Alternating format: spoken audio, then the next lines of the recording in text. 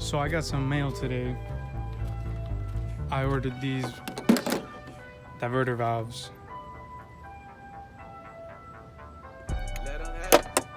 off eBay. I saw them on Vehicular DIY, and he used them on his 335. That's stage 2, and they look like they held up pretty well.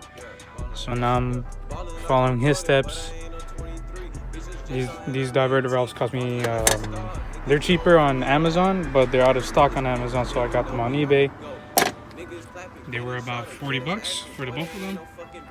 And right now I'm in the process of installing them. I removed the stock air intake box to get some space.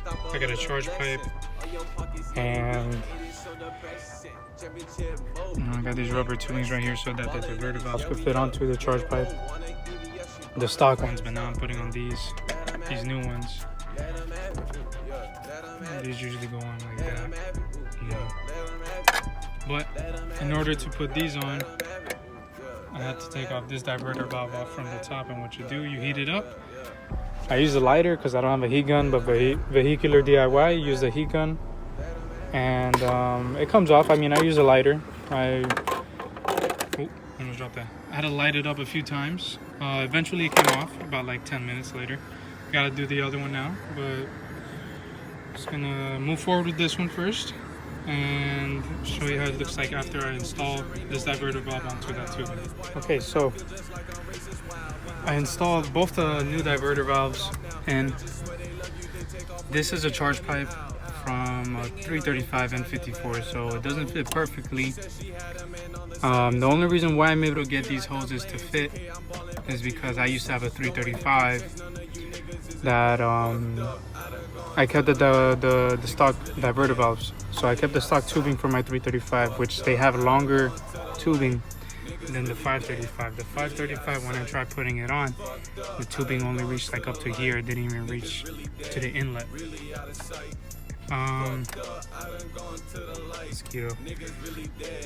So with that being said, this is a 335 diverter valve tubing.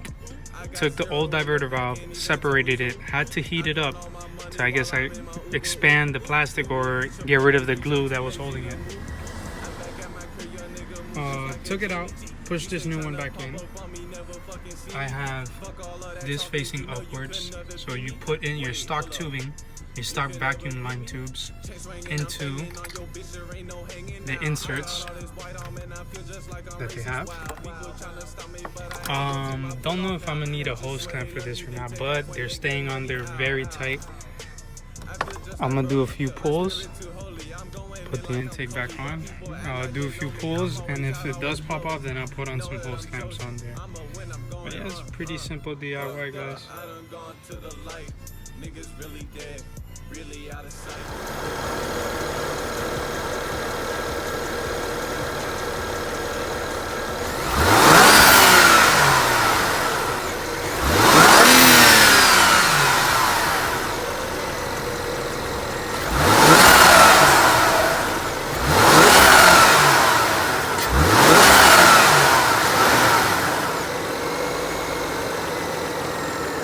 Alright guys, so it's currently the next day.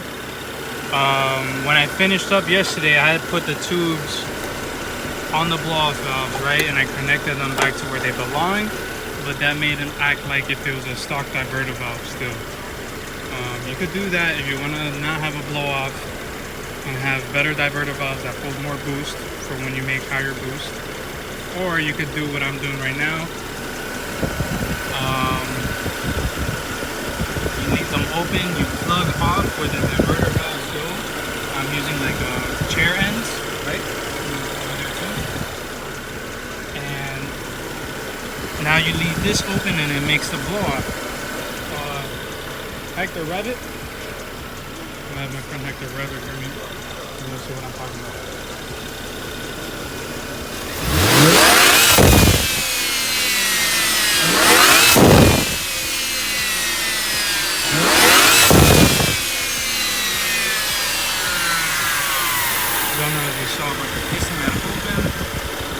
Blow off came out, closed back before the revs came back down. Right now I say I twisted them up all the way, and I gave it about 2 turns softer, and that's what I have them at right now. So yeah, this is my current setup right now. Just left them open, plugged off where the diverter valves go, and now you got a blow off valve for $32 if you buy through Amazon. And I think eBay, it's like 40 bucks for both.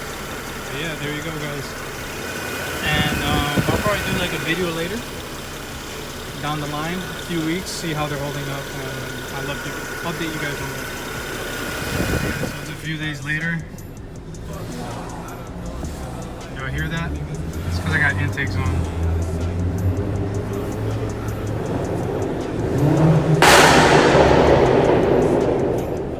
But I'll show you this blow-off valve, how it works,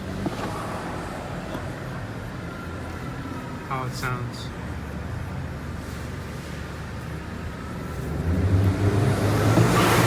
You heard it? I should have.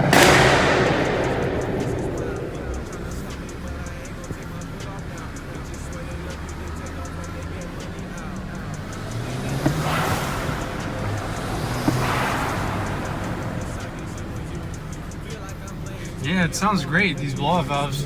I'll drop the link in the description, so you could get them. They've done me good. No boost leak. They could be either a diverter or blow-off, however you want to make them. So guys.